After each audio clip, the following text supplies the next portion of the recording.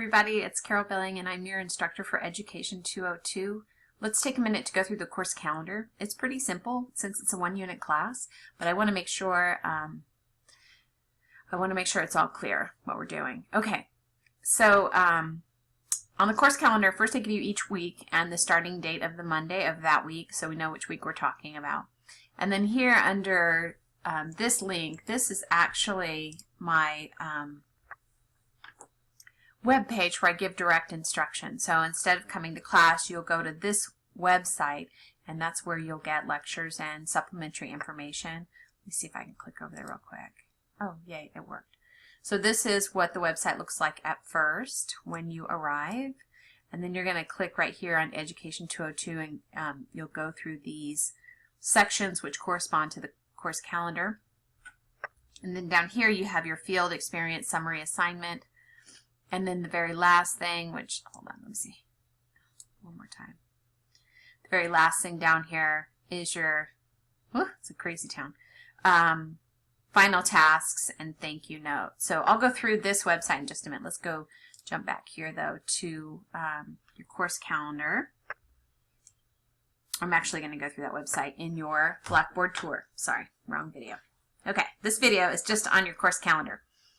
But these are the areas under this website that you'll want to look at during that specific time period. So the first 3 weeks is pretty simple, just one subpage. In that time, you're going to select your school, print your observation forms, start to get things lined up. What I would recommend is that you print this course calendar and then you just check these off. They're always due by 5 p.m. on this Monday. So the second Monday of classes at 5 p.m. you should do the introduction discussion board and complete the background check request in Blackboard. That's it. The next 2 weeks, all you have to do is the wiki course expectations. Wow, that's so easy. It is, because I expect you to be spending your time on the outside, going to a school, meeting a principal, getting your teaching observation organized, in order, scheduled, all of that good stuff. And that takes time, and so I don't give you a bunch of Blackboard tasks because you're spending time out in the field. So that's where your time should be spent. The other thing I want to make sure that you know is when you go to speak with a principal, I recommend showing up or calling and making an appointment, but usually principals kind of like to handle things on the fly. That tends to be their MO.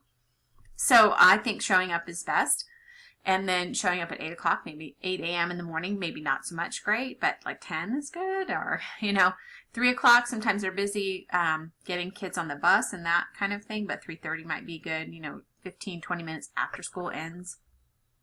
Those are good times. Anyway, it's somewhat of a crapshoot. I mean, just go and figure out the best time. When you talk to them, though, you need to be clear that you're not looking for a student teaching position, because student teaching is much more involved. We just want to observe. I just want to sit in the class and watch a teacher teach. And if that teacher would like me to do something, I am happy to do it. That would be fantastic. But really, I'm just looking to see if this is really the career for me. I mean, that's really what you want to tell them. Student teaching has a lot more requirements. There's money involved. There's time requirements involved. Observations are not, other than the time requirement of the amount of time you have to spend in the classroom. We're pretty flexible, and it's really kind of a win for the school because they get an adult body in the classroom who usually is helping the teacher. So if you explain that it's observations, not student teaching, that you're looking for, principals are much more receptive, and in fact you're helping them, so it's a positive. Excuse me. So keep that in mind when you go, that you're not really asking them a favor, although you are, but you're offering a lot, and they know that, and especially if they've already had a CWI student, because I've gotten so many compliments from my students that have gone already. So I'm in most cases, it's a very positive thing. 6 years, very few, like less than a handful of situations that weren't ideal. So, and even those weren't that bad. I mean, there's nothing really bad. Okay, so this column gives you what to look for on Weebly to read, so you're knowledgeable, like you're going to read about classroom management before you go out and observe, because you want to know what you're looking for when you're looking for classroom management. And then you're going to come back after you've observed, and you're going to talk about classroom management in this first journal. So that's kind of the way the class is organized. Read a little bit here, learn, go out and do it a little bit, and then give me some feedback, right? So going through the assignments, you're first going to introduce yourself, complete the background check request so I can run your name through 2 websites. One, they are the, oh, you know what? I talk about them. When did I just do a video? Oh, I'm going to talk about them in your Blackboard tour, so I'm not going to talk about them here. You're going to give me a wiki of what you expect out of the course so I know what you're expecting coming into the course.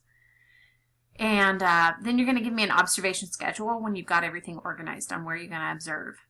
You're going to do 4 journals where you talk about classroom management, curriculum, technology, and diversity. And then you're also going to create a wiki where you're going to ask your peers questions about their field experience. So what do you want to know about what other people saw? That's a list of questions that's going to be compiled by everybody in the class. So it becomes this huge list, and from that list you're going to create this final field experience summary assignment where you answer some of your peer questions in addition to giving us some basic information about where you went to observe. This is probably my favorite part. Probably my favorite assignment almost of any class I teach is this field experience summary assignment, because it gives you the opportunity to really talk about what you saw, what you liked, and what you would do differently, and you address peer questions and what your peers want to know. So I love that. You're going to mail a thank you note at the end, and then you're going to comment on other people's summary assignments. And that is the class. It's a 1-credit class, and so I'm trying to be very aware of that when I'm assigning work. So I don't want it to be too easy, but I also don't want it to be, it's not a 3-credit class. To communicate where I am with grading, I have a color system. So light green means it's all ready to go. Everything in the class is open and ready to go, so you can work ahead. And then everything in pink would be, as things become due, I'll change the color to pink. And then as I get them graded, it'll be green. So if you see that I'm still, like, you're wondering what your grade is on this assignment and it's pink, it means I'm in the process of grading them. If you're wondering what your assignment is on Journal 1 Classroom Management and it's dark green, then you need to shoot me an email because something's gone awry, like I missed it or, I don't know, something happened. But that's the way you can know when I'm done and when I'm still working on grading stuff. Is that it? Oh, as far as everything being open, you can work ahead. I would recommend only working about a week or 2 ahead, because when you learn stuff in 201, like reading about it, either you take it online or face-to-face, you're reading about stuff in your book, we're talking about stuff in class, or you're going to Weebly and looking at the direct instruction I provide to you there for 201. You still want to have observation hours in 202 to go in the field and look for the same things we've been talking about in class or the things you've been reading about in your book. And so for that reason, I would recommend that you don't get too far ahead until April 11th, it looks like. Looks like I'm missing a 4 on the calendar, but week 13, right? If you want to slam the last 3 weeks of the class together early, I understand, because you have finals and other classes and stuff that you want to get done. But I just want you to get like at least the first 10 weeks where you're able to go in the field and look at the things that we're talking about in class. So you can balance those out. A lot of times students will start the field work and be unhappy about the 30-hour requirement. It's so much, I know. And then they get to the end and they go, oh, I'm really loving this. Can I keep observing? I'm like, of course you can. Please do. All that's going to do is give you more experience and a better letter of rec from that teacher that you're observing, or that principal. So it's kind of funny how it turns out. So if you're dreading the 30 hours, chillax, because you might really like it. And if you really don't, like, yay, good. Now is the time to figure that out, because you don't want to invest 4 years and thousands of dollars in a degree that you get out to student teach and you go, oh, I don't really like this. You know, that's bad. So we'll figure it out now. All right. I'll see you online.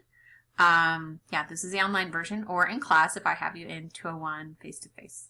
Thanks. Bye.